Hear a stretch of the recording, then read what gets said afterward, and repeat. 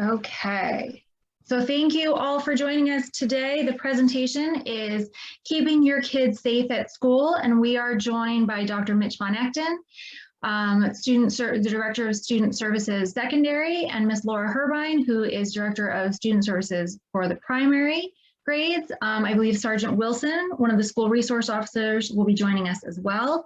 So Dr. von Gnechten, I'm going to turn it over to you. Well, thank you, Kia. Good morning, everyone. I appreciate this opportunity. I think I did this about 2 years ago, and so some of this might sound a little familiar, but things are always changing in the world of school safety, and so we're going to provide you a little bit more. Laura, if you want to just wave and say hi or unmute for a moment, just to see a face and recognize a face.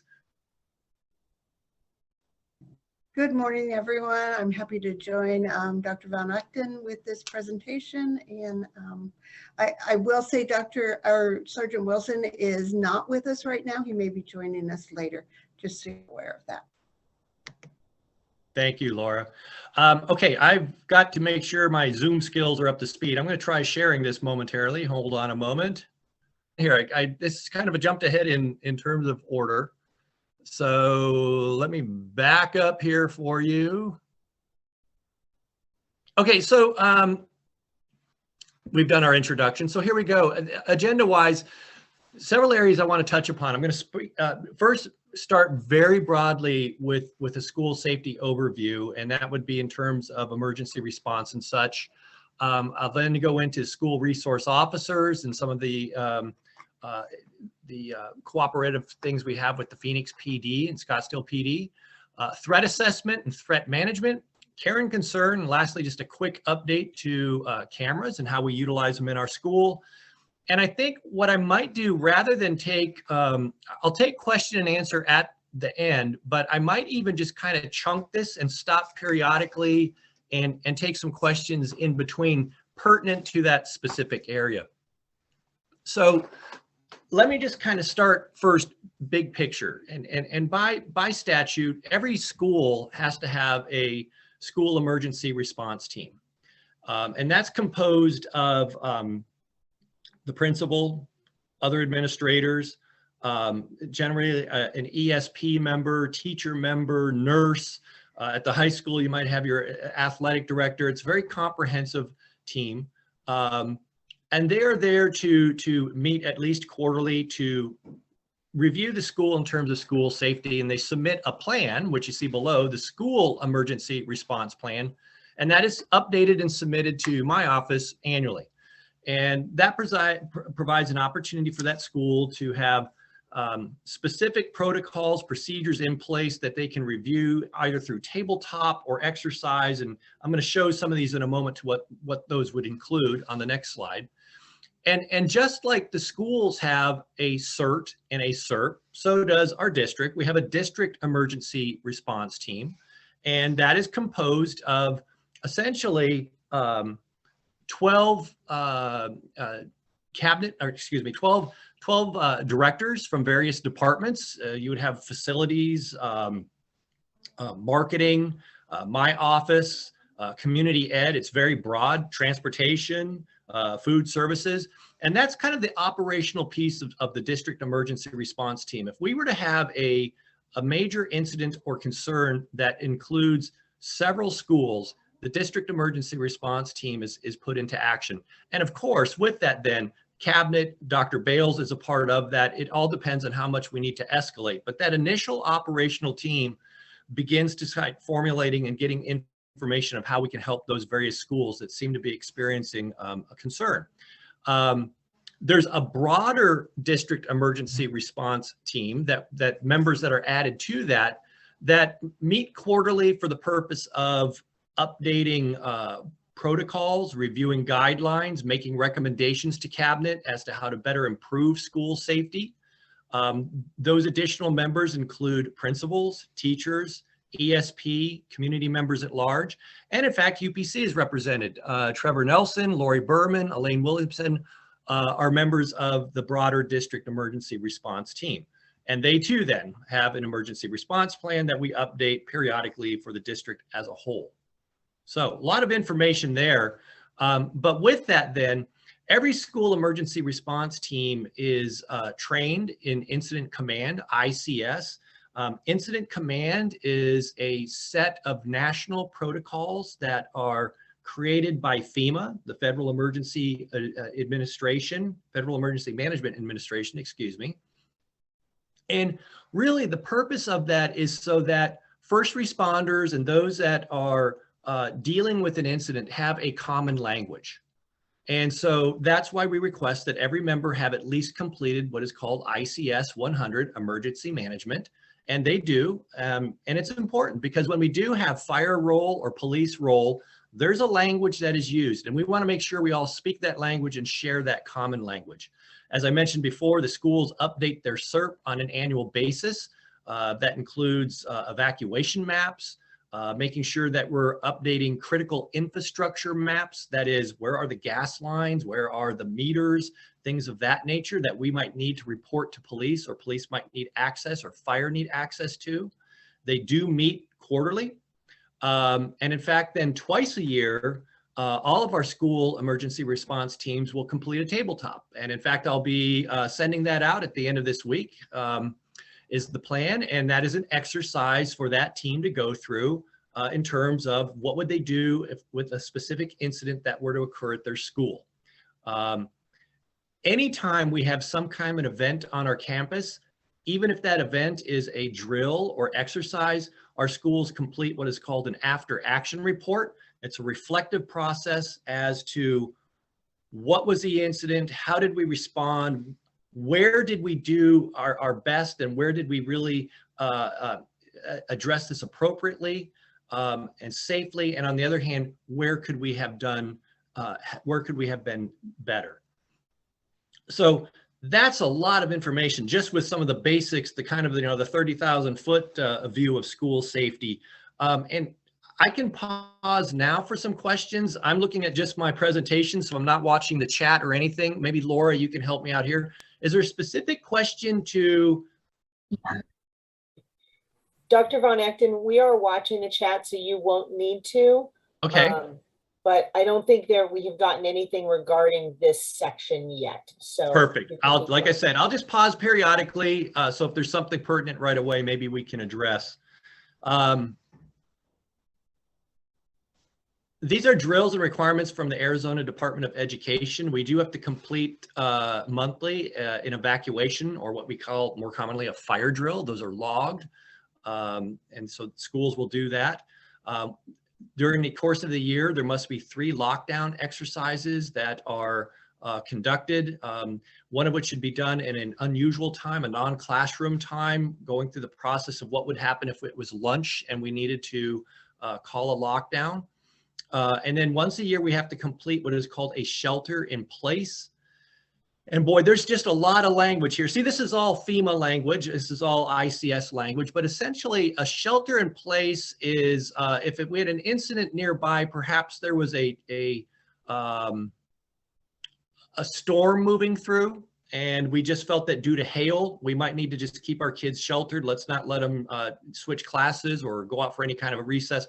We would call what is known as a shelter in place. And the students would stay within their classroom. We would continue instruction. We would continue all of those things, as to opposed to a lockdown where we have a concern of a breach of the campus, possibly something going on outside the gates that could impact us, or if we had someone actually on our campus, what we call an emergency lockdown. So there's kind of gradations of that within the lockdown and shelter in place. As I mentioned before, all of our CERT members complete the ICS 100 introduction course. And then periodically we do run what are called reunification drills. And that would be where we would actually have our district emergency response team taking part. And that's a situation where if perhaps we had to relocate a school for a period of time, all of our schools identify a neighboring relocation point. So maybe in the feeder system, you would have an elementary school that would be using the auditorium of the nearby high school. And so periodically we go through that drill where we will have some students brought over to the campus. We will house them, food, water if necessary. And then we also go through the process of we would be notifying parents and having those kids picked up and brought home. That's an optional drill. It's not required by the state or by the ADE, and we do periodically conduct that.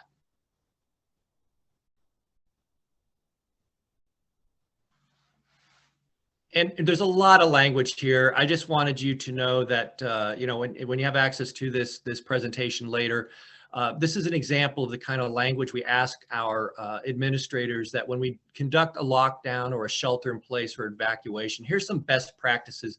Here's some language you might want to use in letting your families know what's taking place. You know, there was some conversation a couple of years ago we were unnerving kids and families sometimes with our lockdowns and pulling one as a practice with maybe not notifying, and then we get panicking kids. So we really have tried to work with our schools. It's okay to inform your community that, hey, we will be conducting a lockdown drill sometime today. Please know that we are doing this only as an exercise, and that's okay. We can do that. Likewise, with fire drills, in working with the fire marshal, frankly, our fire marshal would prefer that evacuation or fire drills are not announced. They feel that it doesn't really impact the drill or is not a drill as an effective drill. But do know that as we start the school year, particularly with our younger kids, we would say, you know, hey, let's communicate that we are going to conduct a drill. Let's prepare those kids of what they're going to hear. What is that, you know, fire drill sound, the siren going to sound like, and prepare them for that. With some of our special needs kids too, we have to take great caution as those kind of noise or flashing lights can be very unsettling for them. So we have some leeway in making sure that we're still doing best practices and drilling appropriately, with at the same time informing our patrons, letting you know that this is only a drill. Please don't panic. And that way we can do this safely and keep everyone informed while doing so. Melissa, anything yet popping up? Yes, we have several things, but they're really not in that section. Okay. I can ask one of them, which has to do with the shelter in place drills. Are these new, or has communication about them just not been sent? No, they are not new. And I think the communication is sent, but it's often just sent in the guise of we're conducting a lockdown drill. So maybe we're not using the language as clearly with our communities, but I think the point is with our administrators, they're just trying to let people know, be it a lockdown, be it an emergency lockdown, or be it a shelter in place, it's an exercise. So they probably are just choosing to use a single term to the public. All right, I'll save the other questions till you get through more of the presentation. Perfect. Thank you very much. We do have school resource officers through the school safety program grant. This is a grant application that is done every 3 years. We're currently in year 2 of a 3-year cycle. So we have our officers in place through this year. And again, next year, I would anticipate that probably next fall, the grant cycle for the following 3 years will take place. We currently have 21 schools being served by 15 SROs, and I know that doesn't add up, but essentially several of our elementary schools and 2 of our middle schools share an officer, and that's not uncommon, and that's how the grant was actually written, the grant application. So they might have an officer there for 2 days, and the other school, they have a rotation. But we do have 21 schools being served. That's an increase over the last year. We actually picked up some officers this year as some of our neighboring districts have chosen not to carry on with the grant, and they've given up their school resource officers. Therefore, that funding becomes available, and they go down the list. Then our schools that may not have been funded in the past rise up, and we get some additional officers placed here in the city of from the city of Phoenix. And I will tell you, I'm very supportive of our school resource officers. They do a great job. I think it would be a real loss not to have them. And I think our communities appreciate having that officer there. And, you know, it's a positive police presence. It's really good community policing. And they are there to provide law-related education, instruction. What's a target that the school wants to do? Every team that participates has to have a school safety and prevention team. And again, that's a team that's made up of the administration, teachers perhaps, the nurse, and the SRO, and they identify an area that they want to focus upon. And perhaps it's an anti-bullying, perhaps it's focusing on vaping and the problems you have there. And so then they begin to gather data and put together a plan how to educate the kids. And it's really, it's a great program.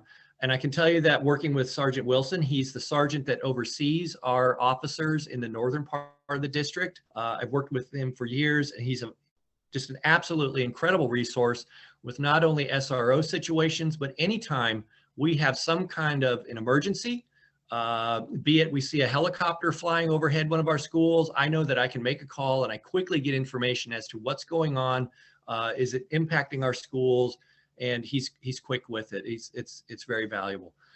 There's also training that's provided by the Arizona Department of Education for that principal, for that SRO, in terms of how to be effective and best practices. That's a part of our compliance with the grant. And in fact, I attend that training once a year as a district administrator that oversees the program.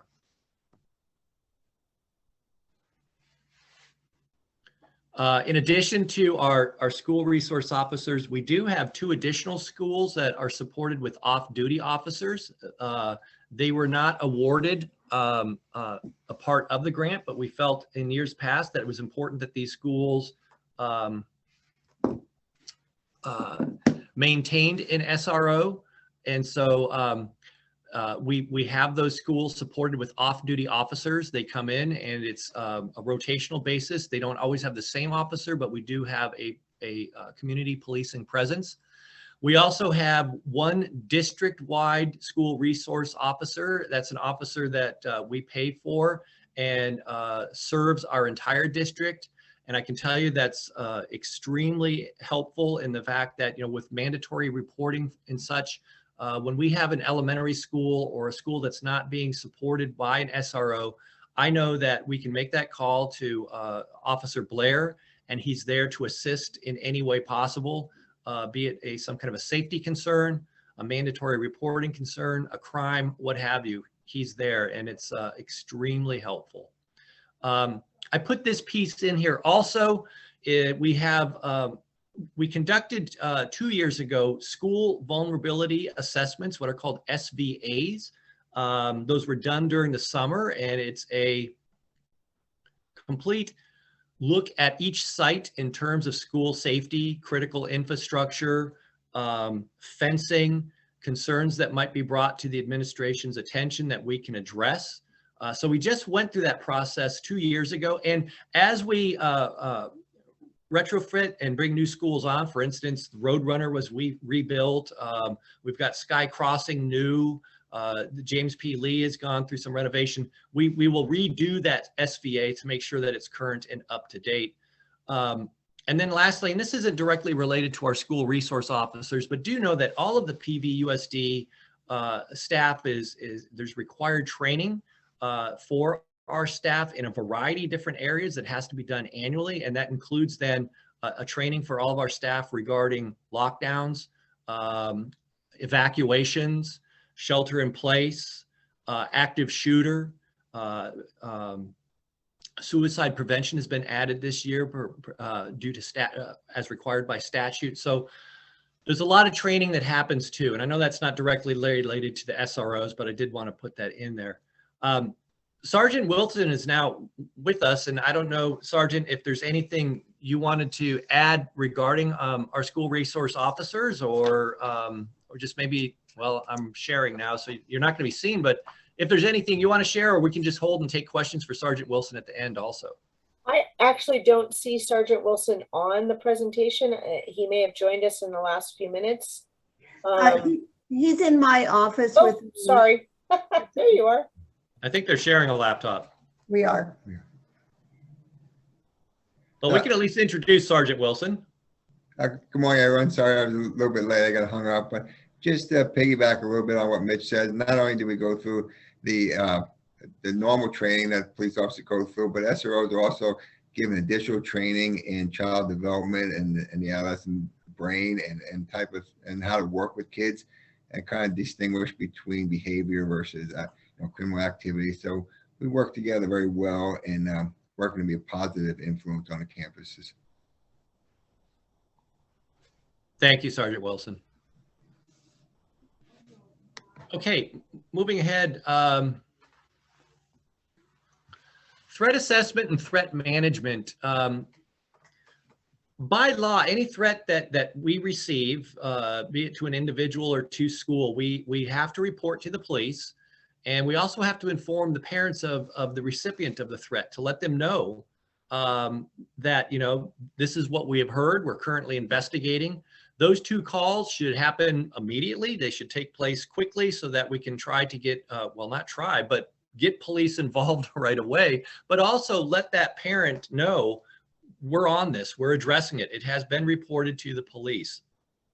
That will be, those calls will be made, that notification will also be made in conjunction with notifying my office so that, or Lora, so that we are quickly working with that school in identifying the threat and beginning an investigation of that threat.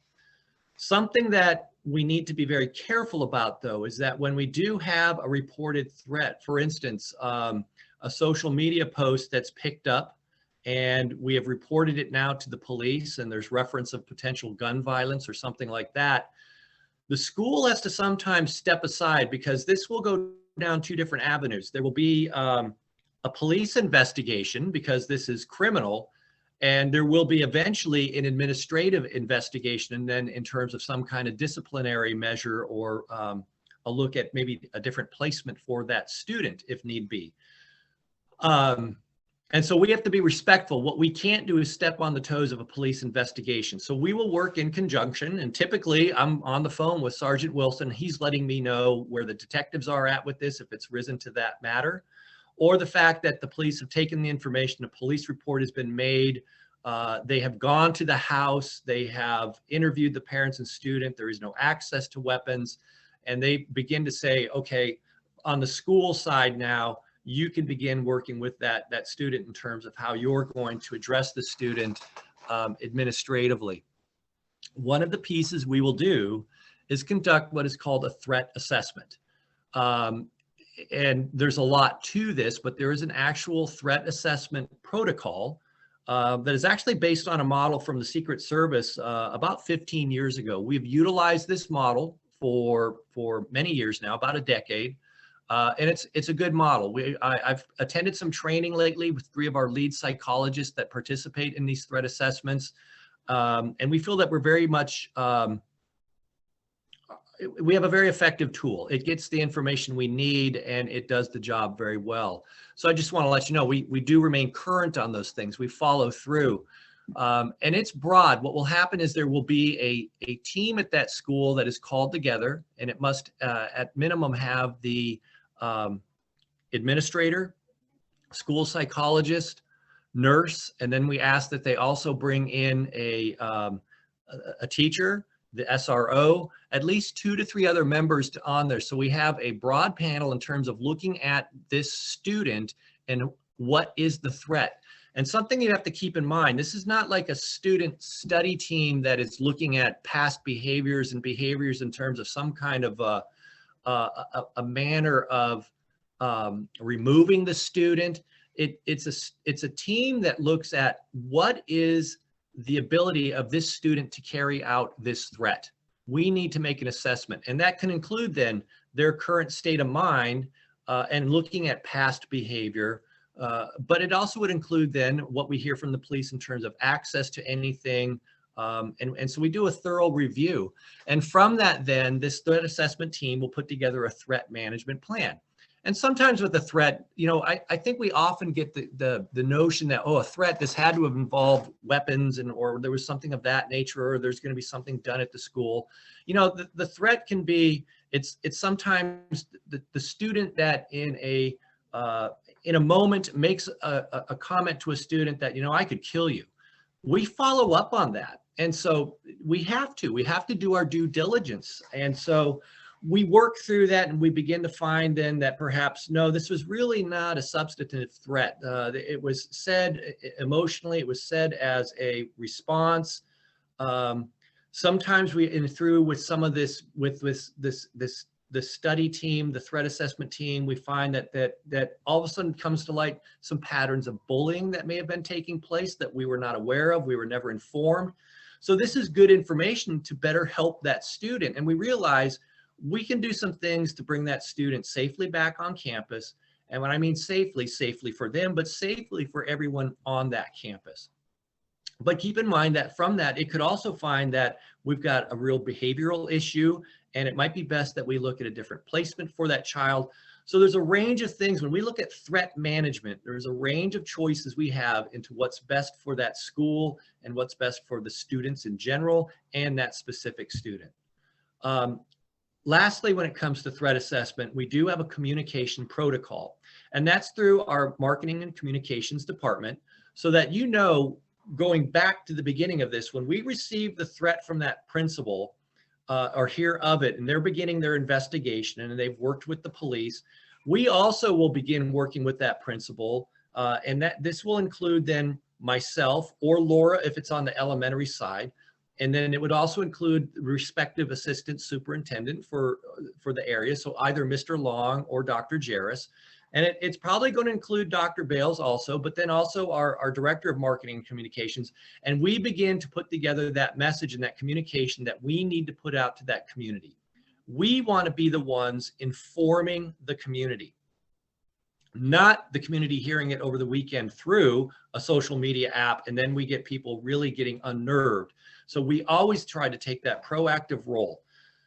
It's tough because we are limited with FERPA and how much we can share about the student and the incident. So we try to be as transparent as possible, give information, but I'll be quite frank, there's often frustration on the part of many of our parents that they feel, well, you haven't given me enough information. So it's tough, but we do our best to communicate that. And when that communication protocol is followed, that shared document working with marketing is crafted among all of those participants that I just told you about. But before that school, it's always will come and be delivered from the school then. But before that principal press sends, it provides Dr. Bales an opportunity to also share this information with the governing board, inform the governing board as to what took place.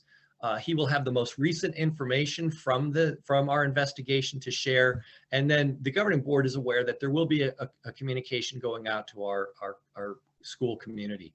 And then that principal will press send. So there's a lot going on very, very quickly. I think at this point, I'm just going to finish up with a couple slides I have, and then we can take questions in general. Care and concern teams, excuse me. And this is maybe not, we wouldn't think of this as school safety, but it's important to work with trauma on our campus when these things happen at a school. And we do have 4 district crisis response teams.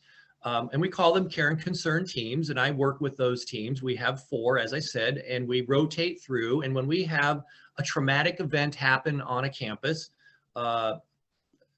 something horrible, a student suicide, death of a staff member, something that is impacting our kids and they need an avenue, I can work with that principal and that school, and we can send one of our care and concern teams to that site to help support. Typically, a care and concern team has 5 to 6 members. Those members have backgrounds such as nursing, school psychologists, the social work, and they can be sent immediately to that site to help and assist. They've been trained in trauma, how to respond to trauma, and they're very helpful when we have a matter like this to help students just process and go through it. Be it grieving or what have you. They have an abundance of resources that they can send home with families, and they have found I found them to be just really beneficial and a fantastic resource.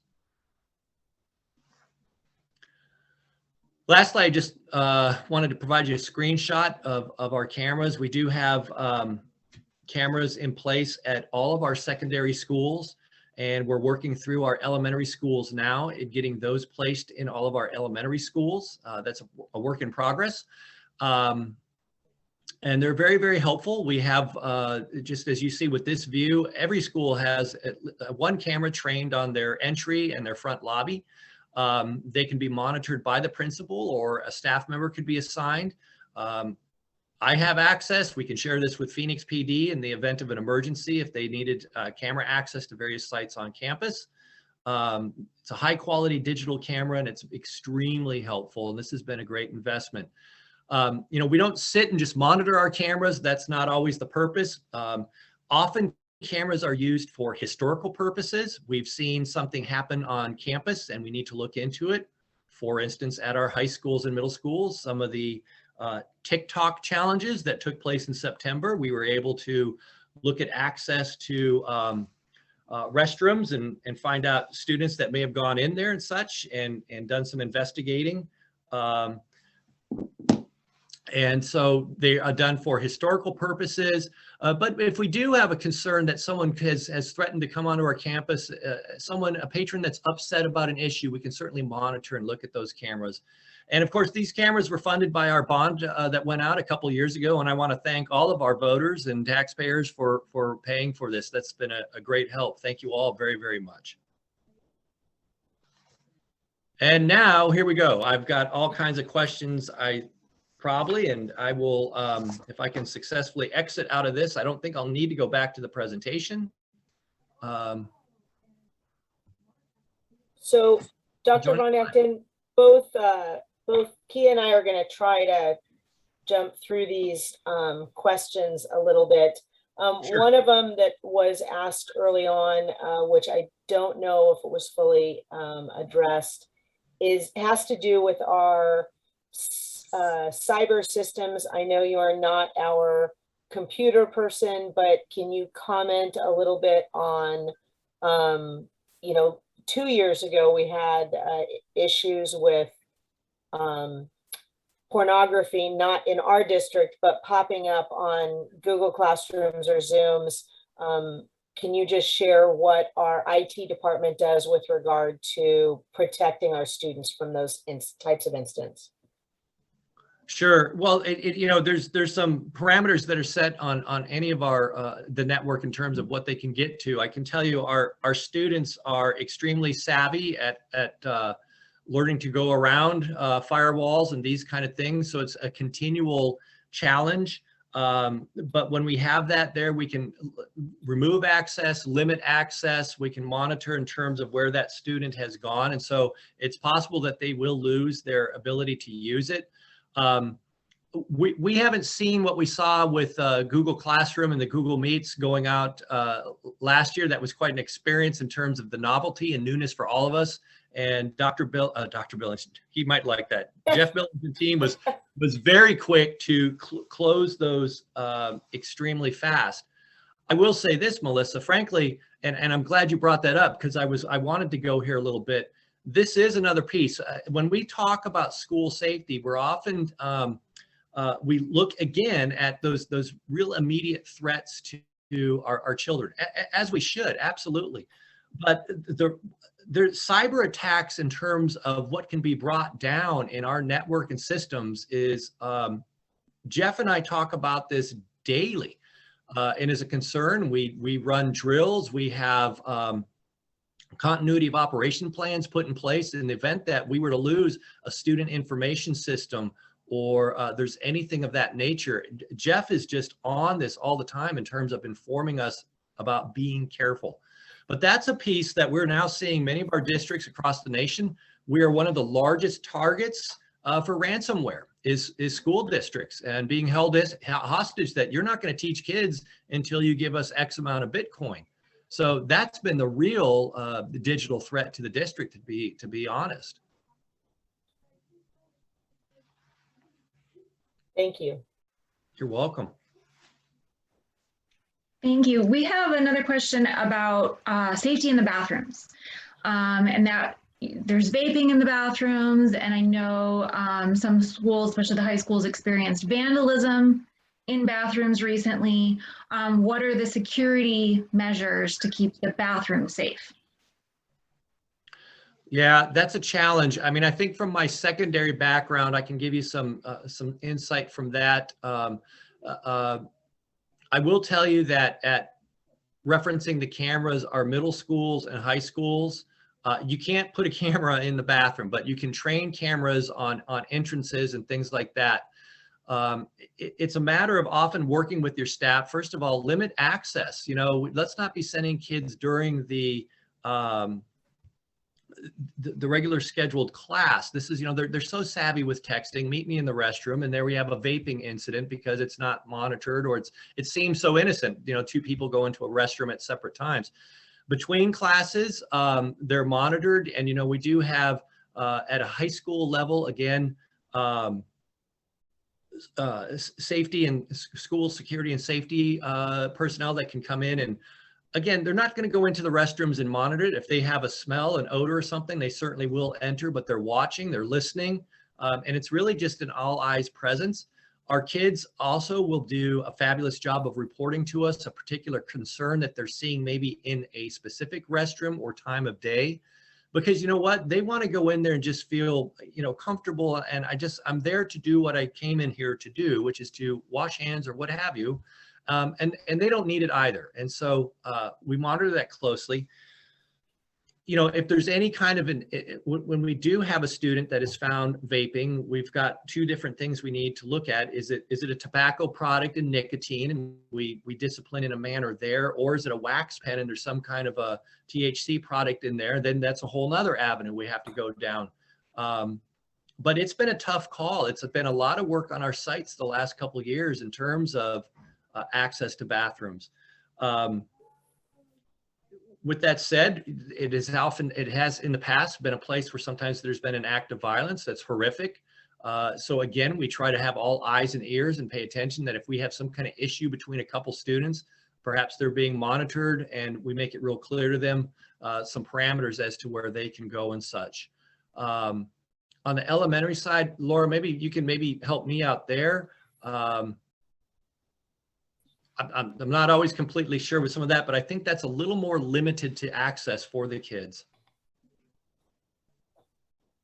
You're muted, Laura. Sorry about that. Most teachers can't have some type of sign in, sign out sheet, so it's monitored that way. Again, just presence in the hallways. You know, we do still have vandalism in those bathrooms and issues, but it's typically not as great as it would be at a middle or high school.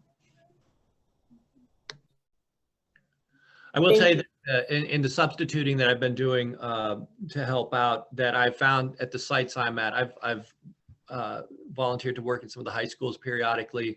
I'm seeing passes, you know, the student will come to you, I need to use the restroom, there's a pass that's signed off. So there's some kind of accountability on the part of the student. You know, specific to the TikTok that happened in September, where they identified, you know, vandalize a bathroom or whatever they called it. We quickly got on hand on that with that. To my knowledge, I think facilities said we had about $6,000 to $7,000 of damage, and this was often torn soap dispensers or a broken urinal.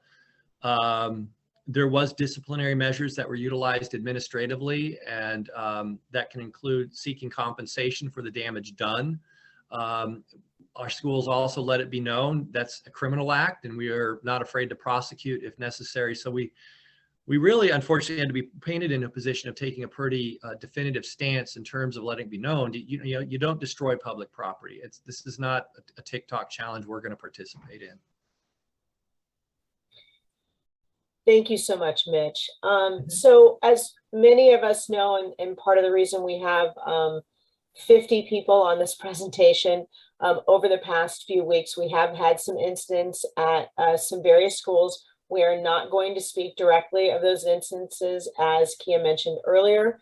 However, there were some questions referring back to the actual process, so parents can better understand you know, where should they be expecting to learn of this information if something were to happen at their schools? And does it just come from the school, or is there something that is expected from the district? And I guess some people referred back to the parent handbook. There was some confusing notes on there. So I'm going to throw that to you to try and answer some of those questions that were not already answered. I know you talked about some of the things, but in terms of if an incident occurs at a school, what is the first possibility of a parent learning of it, and how should they expect to hear about it? Sure. So a gun on campus at Experience, we really recently last month had an incident. The last time was 2 years ago at a middle school. So fortunately, it's not frequent. And I will tell you, in both cases, it's after the fact. In my experience, and even as a building principal, actually having known a student to have a gun while on campus there has been it's rare. It's generally after the fact, and thank goodness what we have is, you know, families that have conversations at the end of the school day, and perhaps a student didn't bring it to our attention during the day, but afterwards, often it happens. Hey, mom, dad, this is what took place, and it's quickly brought to our attention. So when that happens, we do certainly want to communicate. And as I told you, we of choice want to be the one who gets the information out as soon as possible and be extremely transparent. Where we have to be careful is these become active police investigations. And until we get until we get clearance from police as to just how much we can say, we're rather limited. So what we will try to do, as I said, with that communication protocol is immediately Laura and I and Sergeant Wilson, well, Sergeant Wilson would be providing us the information, but Laura and I are working with our respective assistant superintendent, with marketing, Dr. Bales sometimes at that, and we are crafting that language with that principal as to what we can put out. But our protocols are that information will come from the principal, from the school. And we would like to do that sooner rather than later so that we can let people know we're on it. We've investigated this, and give as much information as possible that they should feel confident that we've done those things. We've done the check at the house. The police have done that investigation. They've cleared the house in terms of any presence of a weapon. And so it could take 12 hours. It could take 24 hours. Generally, it's if we have the information, we will get it out that day. Some of these events go well into the evening though, and we still don't have enough pieces. And so our preference would be, let's get this out first thing in the morning. But we want people to feel that they've got enough information that I can feel comfortable sending my child to school. We don't want that, well, wait, I just dropped folks off and now I'm hearing about this. So we try to be very quick. Well, so to add to that, I guess in this day of social media, right? So, and just so parents on this this event know, there were other incidences than ones that many of you are here to ask about. We did have other things that occurred. You may not have had students at some of our high schools that did have incidents that occurred in the last few weeks. And one of the challenges, as you're just mentioning, Mitch, is you may not have enough information to get to parents. So if parents are receiving and seeing information on their kids' Snapchat or on one of the other many social media devices that we're all watching or hearing about after the fact as well, is there a place that we can go to notify our school or the district of what we are hearing, just to make sure that it's not something else that the district isn't aware of? And I know that that could be a huge burden, but in one of the situations, I have kids at a high school and I got notified from different parents. Kids are not related. I'm thinking, wait a minute, why am I hearing from two different people, two similar but not identical stories, but they weren't what I'd heard already? So I was like, okay, wait, is this something different? Yeah, well, I mean, I think my direction would be always your first point of contact should be that principal. Email them, get that information directly. They're going to bring it to my attention very quickly, and we start to assess what we have. You know, and also you're free to welcome, or you're welcome to call myself, my office. Bring this information to our attention. If you can get a screenshot, if you can email that to us. It's very helpful. And if anything, it's helpful to help maybe do some, get out the appropriate communication, because people have run with something that it's not accurate. And so we've got to get this dialed back. Well, and actually, go ahead. To speak to that, someone sent a question earlier and then did a little research today and found out that the Snapchat was actually from 2 years ago. So yeah, there is some, the accuracy is an issue, because we can certainly have on social media things that get regenerated from other times. This happens. We just this last month, we had an issue that was quite disruptive to one of our high schools that had been fully investigated 4 to 5 weeks ago. You know, you think you bring closure, and then all of a sudden screenshots that have been taken begin to resurface again. And it agitated the whole situation. There's a balance too of over communicating. You know, recently in one of our middle schools, I think there was 3 different informational pieces put out by our principal within a matter of days regarding a student that believed they saw someone nearby with a handgun. And again, another rumor of someone nearby. So, you know, we would rather put it out there and say, this is what we've heard, this is how much we know. But sometimes I get a little fearful too, that our parents are getting, you know, 3 days in a row of, you know, just, hey, community concern, but here's what we have. I would rather be transparent and working with all these principals. They say the same. Mitch, I'd rather put that out. They know me. They know that I'm telling them as much as I can, and I want to keep them informed. So we've leaned that way. So actually that leads into another question that was just asked.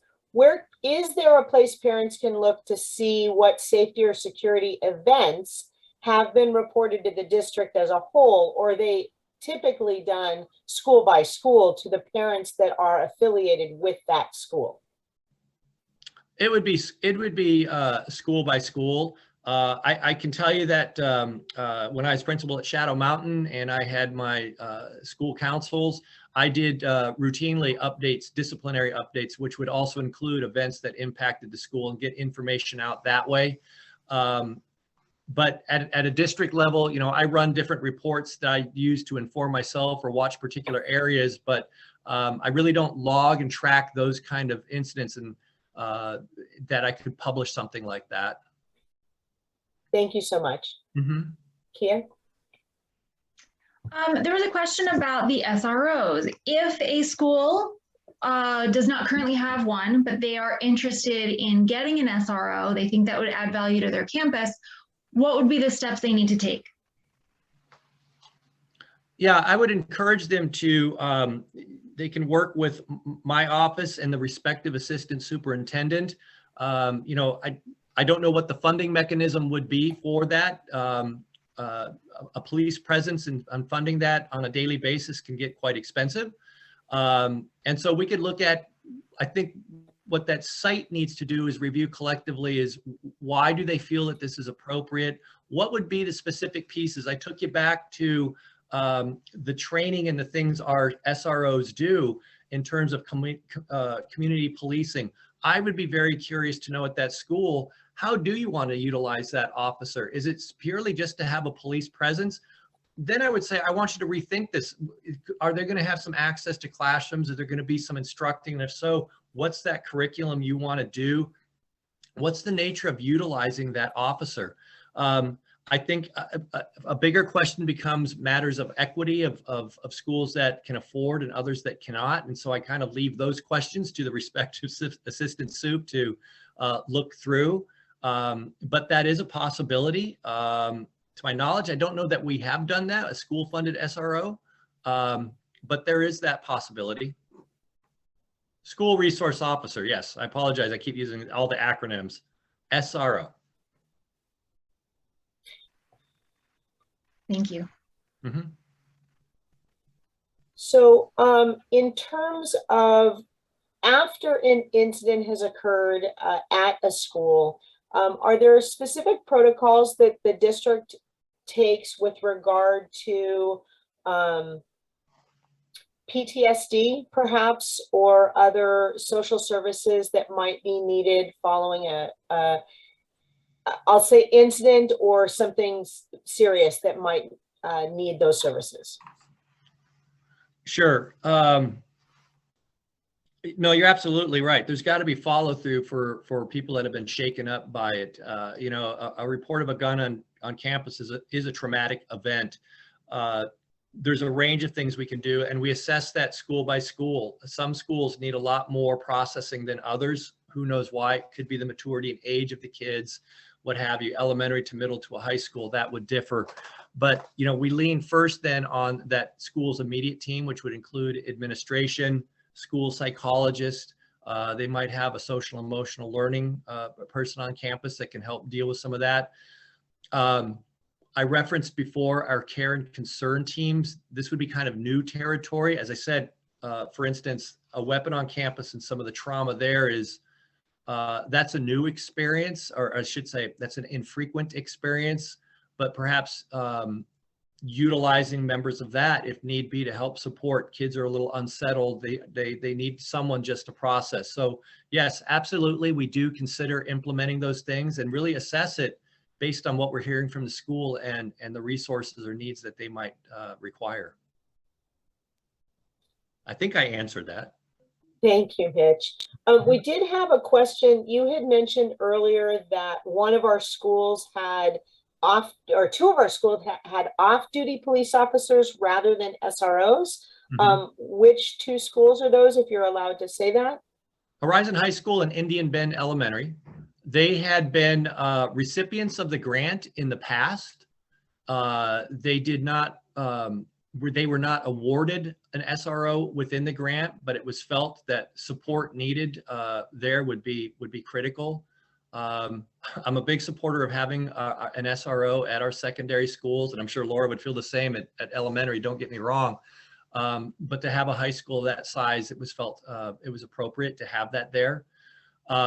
That takes a little bit of work because when you have off-duty officers, as the name implies, these are off-duty folks. So we don't have a single officer, but we will have a rotation that Sergeant Wilson will put together where they kind of platoon through there. One day we have Officer Smith, you know, Tuesdays Officer Jones, but the student staff do get to know them and begin to feel comfortable with that person.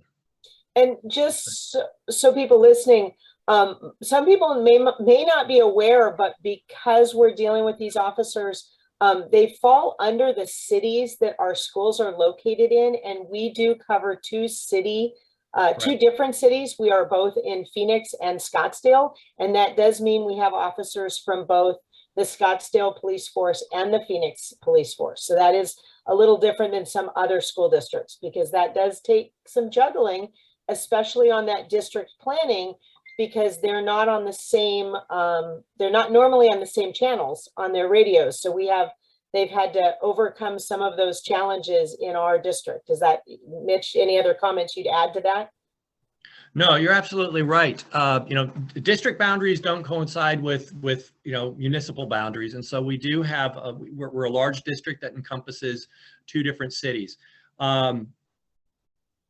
I don't work as directly with Scottsdale PD. There is a contact we have if we have the need for our elementary schools that are located there and some support.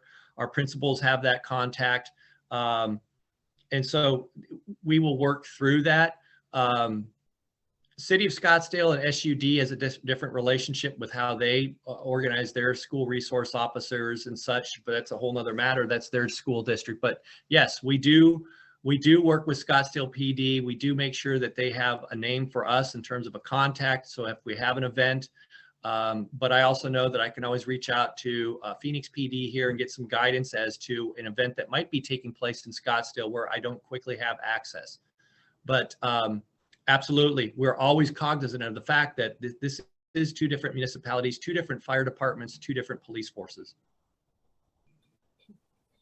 We do have another question that came in regarding government tracking of any types of these incidences, is there some place that the district is required to report school incidents in the state of Arizona or to the cities specifically?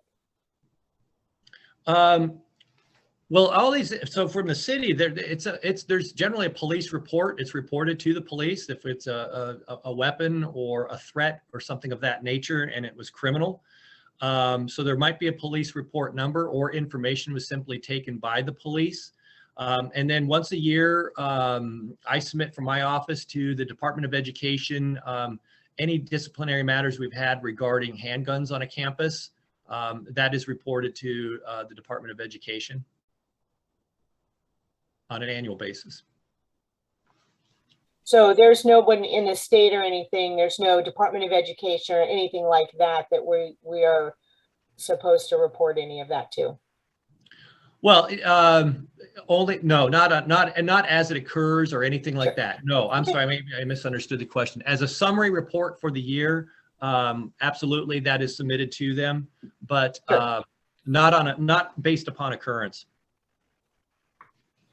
Thank you.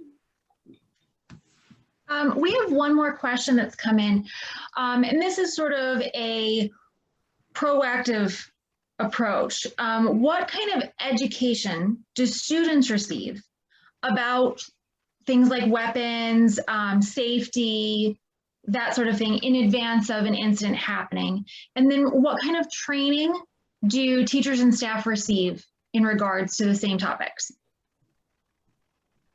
Okay, I want to make sure I understand the question.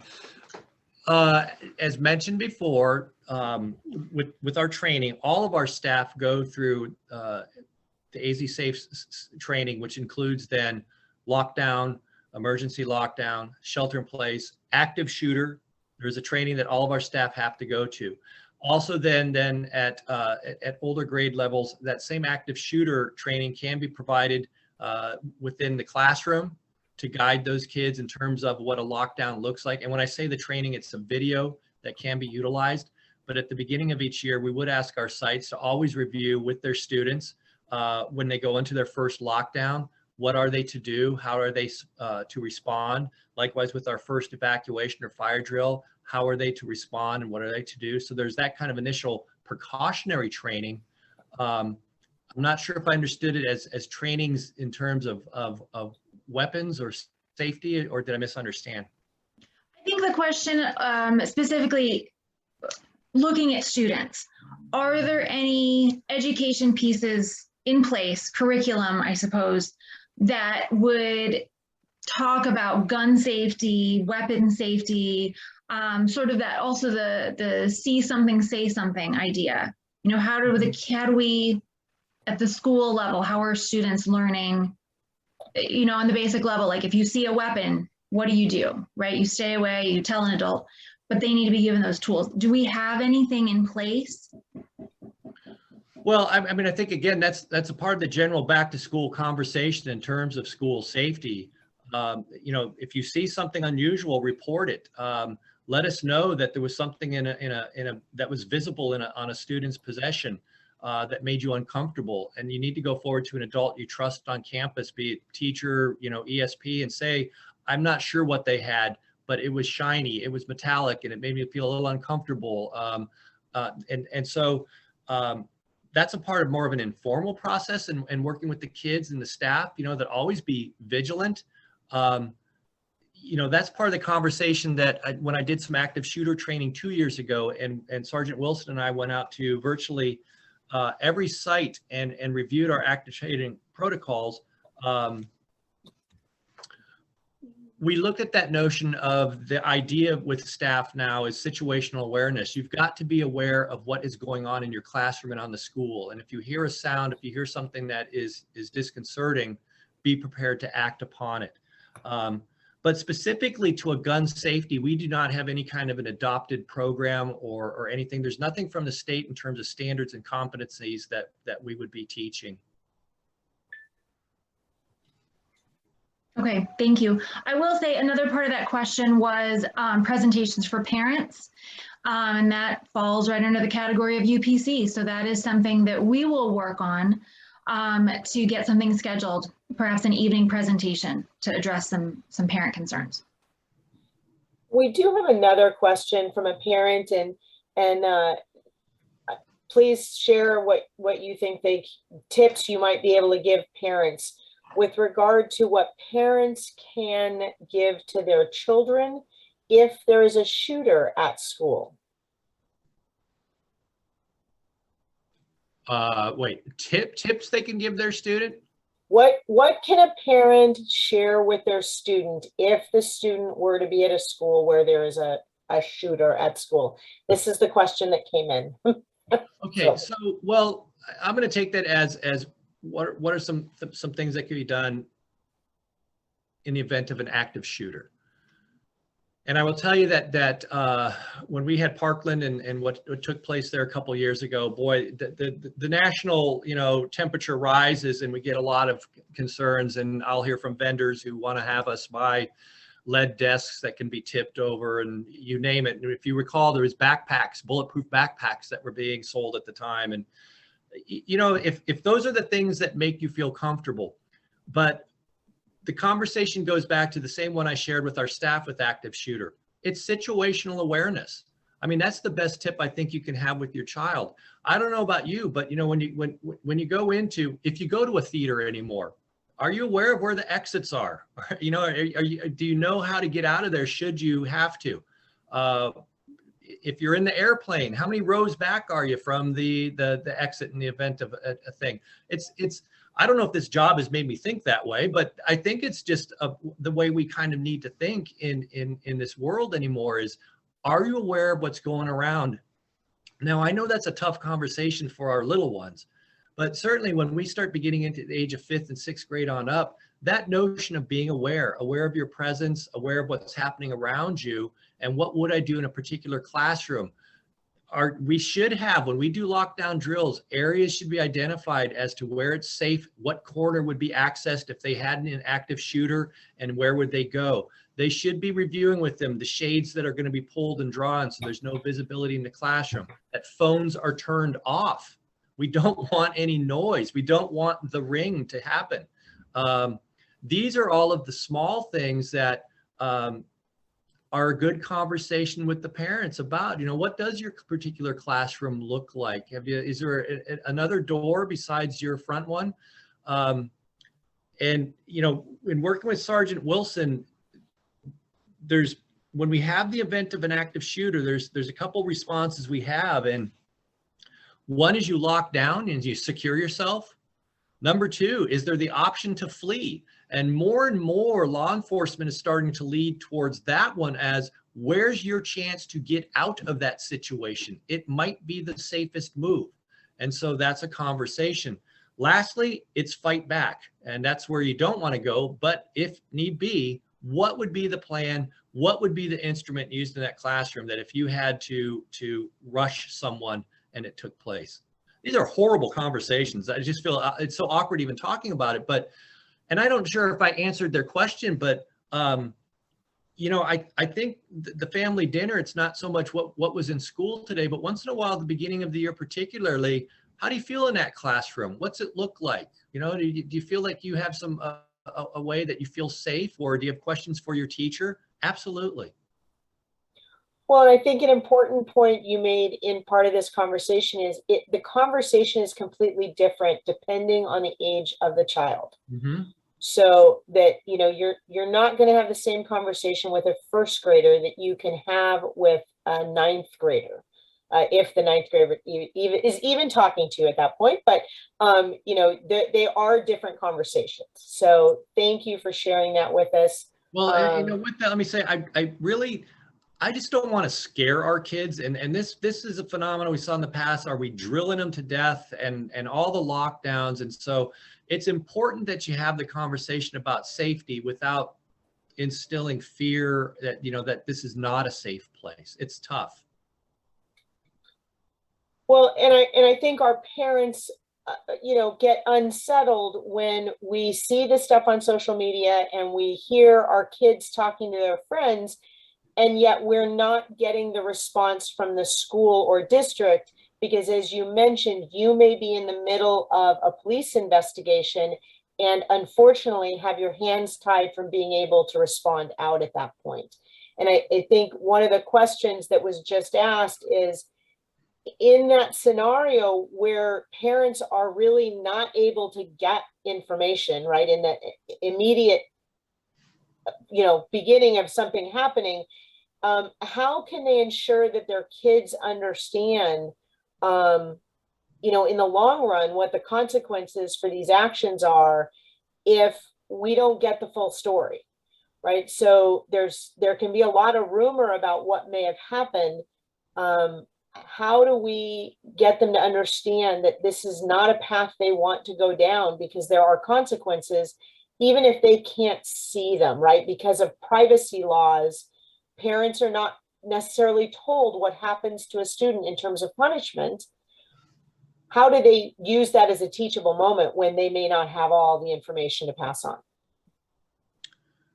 Well, yeah, that's a challenging question to respond to. One, I hope there's a level of trust with the district leadership and the site leadership. And if you've received that letter that we had an incident took place, have confidence that all the appropriate people are in addressing the matter are involved. And they are making sure that we are in a safe place before we would allow a child to step back onto that campus. Be confident with that. But there is the issue of student due process and allowing student due process to go through. And that's a matter that starts from the beginning of the incident all the way through until it's finally whatever kind of consequences administered is officially done. It's a long process, and we have to allow those procedural safeguards throughout that process. And again, I'd feel confident that if that student is no longer on that campus, or that student has returned to campus, that a process has been followed in terms of investigation, a threat assessment, threat management, and we're in a spot where we can feel that we can move forward with the school. It's just that uncomfortable spot that we can't tell the folks, hey, here's what happened, and you don't have to worry about it. Because I will tell you that in incidents of when we go back to threats and that law regarding that we need to inform the recipients of the threat, we have some latitude with FERPA that when we can talk to that person who was the recipient of it, that here's what was done and here's why you should feel that it was handled and safe. They are owed that ability to come back and know that it was addressed and here's how it's going to be done. So we have some latitude there. I would add, I know that some of the frustration is, there was reference earlier, it got directed to the parent-student handbook. Well, the parent-student handbook, if you're talking about consequences with your children, while I can't tell you specifically what happened with a specific child, but your goal is to tell your children that there are consequences that happen, there's a range in there. There is a range in terms of what could happen. And so, from that conversational piece of with your own children, reinforcing that there's something that can happen if you choose to participate in these activities.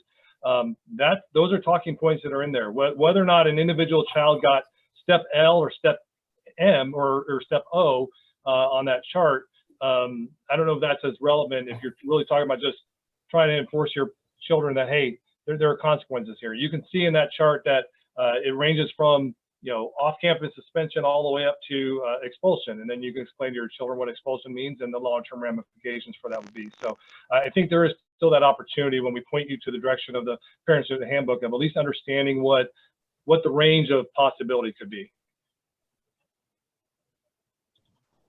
Thank you, Steve. Thank you. We have a question. If an SRO is involved in questioning a student about an incident, are the students informed of their rights about whether to speak or not to speak to that officer, sort of a version of like the Miranda rights, I suppose? That depends upon the situation. First of all, Sergeant Wilson would support me. Our SROs should not be talking to the kids. unless there's a distinct criminal investigation going on. So we don't want to put our students in the, if there's an administrative matter, they're not going to be, hey, we're going to have the SRO, interrogate you. That's not the direction we want to go. It'd be handled by that administrator, and that would include drugs. And so, in fact, we have very specific, protocols and practices. And again, I guess I tend to put on my secondary hat, but if we have word that a student might be in a possession and might be distributing, we'll do that search administratively, because we don't want to open the door that, if you have your SRO in there, essentially we've allowed to, we've searched a student on a pretext that doesn't have the threshold. We just need reasonable suspicion. A police officer needs probable cause. So if we search a student in the presence of that police officer, they've really just completed the search based upon our threshold. So I know I'm kind of going a long answer to this. So even there, we start very carefully. We want to divide this notion of law enforcement and administrative enforcement, and we are very clear about that. Now, if we were to have a criminal act on school take place, that it's definitely a law, there's an assault, there's something that took place that needs immediate action, that officer may interview that student, absolutely. We need the information quick. Now, there might be an allegation within this conflict that took place of someone carrying a weapon and they're seeking some retribution. We need to look at this quickly and immediately. But I will tell you this, if the police come onto our campus, and I'm just talking about patrol, keep in mind that over half our schools don't have an SRO. So if police come onto our campus and they want to interview a student, we don't grant them that access. Now, there's times when there's some kind of a criminal investigation that's going on that they will say, yes, this is a criminal matter. And in fact, you cannot talk to the parent or inform them that we're going to interview their student. Okay, but we do have a protocol that they must sign off on that and acknowledge the fact that this is a police investigation. We get their badge number, and we were told we could not let the parent know. If it's an incident that they just, like I said, come on and they want to, I hate to say this, but there's some convenience. We know where the kid's at and we're pursuing something that happened over on the weekend. We'd ask them to do that in the home, get a hold of that parent, interview the kid, and not in a school setting.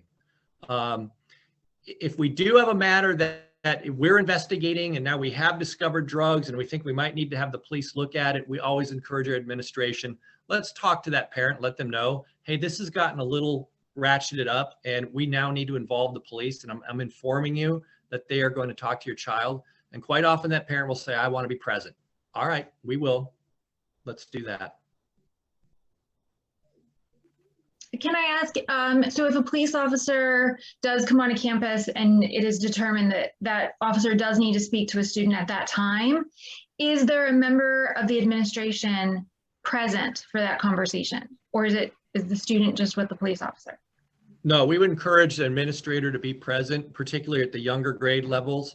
We've had situations in the past where the police have made an arrest, and we'll send an administrator with the student there too, or at least meet the student at the Phoenix PD or wherever it might be that the student's being transported. It's in loco parentis. We are the parent. And I think that any parent in a home, if their child was being arrested, would say, hold on here, I want to be present. I want to go with you, or I want to know where you're taking. We would do the same thing for that parent. Thank you very much.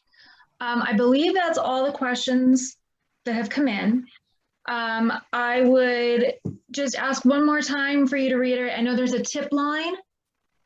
So if a student or a parent had some sort of information, what would you like them to do with that information? You can go to anonymoustips.com. You should find that on every one of our school websites, and I'll check with Matt Droju that we make sure we have that pronounced. And you can report it online. You don't have to remain anonymous, but they will very quickly. That is immediately turned over. They have a school contact they are notified. So even if you're uncomfortable and, hey, here's a text that my kid shared with me, but I really kind of want to be hands off, you can go that route. We take all of those anonymous tips to heart. We follow up on them, anonymous or not.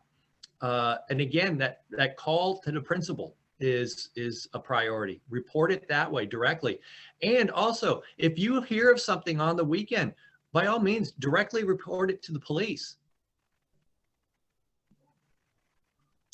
Thank you very much. I think that answers some parent questions as well. And thank you for joining us today. This has been a long one, but it's a lot of really good, important information. And so thank you. You guys had really good questions.